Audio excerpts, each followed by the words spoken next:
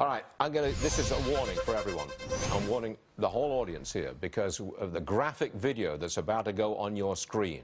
It will show, full warning here, wait a minute, don't roll it yet. It shows a young Syrian child, blooded, crying for her father after her town was bombed, okay? Here it comes in a couple of seconds. Watch this, please. Roll tape.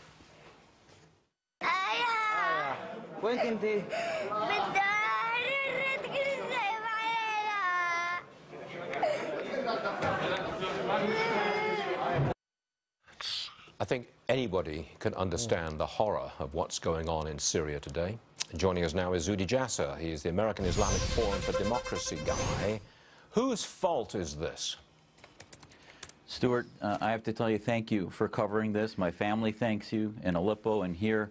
You know, if I hadn't been blessed with parents that had come to America in the late 60s and escaped that regime, that could be my daughter. Who was blessed to be growing up in America, and it is the world's fault. It is the free world's fault. You have America that is asleep. The Obama administration has allowed Putin, Khomeini, and Assad to commit war crimes while we sat on our hands. Ambassador Power, who wrote the book on genocide yesterday, was tweeting about the Red Sox instead of doing anything. History will show that we are on the wrong side of history. Inaction is a form of action. And Assad has not been bombing ISIS. Both parties, I was apoplectic on Sunday night to hear both parties. Hillary basically has been on the side of the Islamists and jihadists. And Mr. Trump, I'm sorry, was basically condoning Assad bombing ISIS when in fact he's been bombing Aleppo, bombing citizens, bombing humanity. And we need to listen to people like Congressman Kinzinger and others who've been calling for action to stop and be on the right side of history, because there is no solution. I'm not so sure we could take action. The Russians run Syria, the Russians run the Middle East, and they've got an air force there which would literally go after American planes if we tried to establish safe zones. Well, American security is not on the side of Russia. We need to stare evil in the face. And it's not just Russia, it's Iran. It is all about Iran. The Khomeinists have invaded and taken over Syria as a secular, as a client state. And the longer we sit back, the longer Syria and the Shia crescent into Lebanon, into the region is going to continue to push.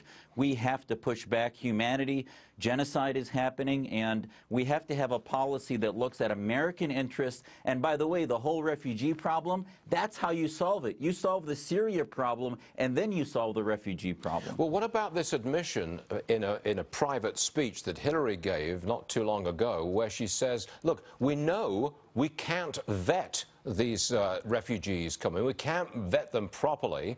Let me give you the full quote here. They have hundreds of thousands of refugees and they can't possibly vet all those refugees. So if they don't know if, you know, jihadis are coming in along with legitimate refugees. So here is Hillary Clinton exposing the danger in private, but publicly embracing a flood of refugees coming to America. And that would change America, I'm inclined to say change it forever. That shows you, Stuart, how dishonest and duplicitous the left is. Behind the scenes in private, they know we have a jihadist, Islamist problem throughout the Middle East, but publicly, they kowtow to the Islamist lobby that whispers in her ear, from Huma Abedin on to the Islamist tyrants of the Middle East that fill her Clinton Foundation coffers. That's who she responds to publicly, but privately she knows we have a radical Islam problem, and they don't want to side with the third side, which is that of secular Muslims that are reformists like our groups that are marginalized. So unfortunately, we don't have a seat at the table. They pretend we don't exist, and the left uses this issue for minority identity politics rather than uniting America in a policy for national security both at home and abroad to vet refugees against radical and political Islam, which is the only way to do it. Well said, Jasser, and thank you for your service. 11 years in America's Navy, if I'm not mistaken, and we appreciate that. Thank you, sir. Thank you. Thanks, Stuart, for covering this.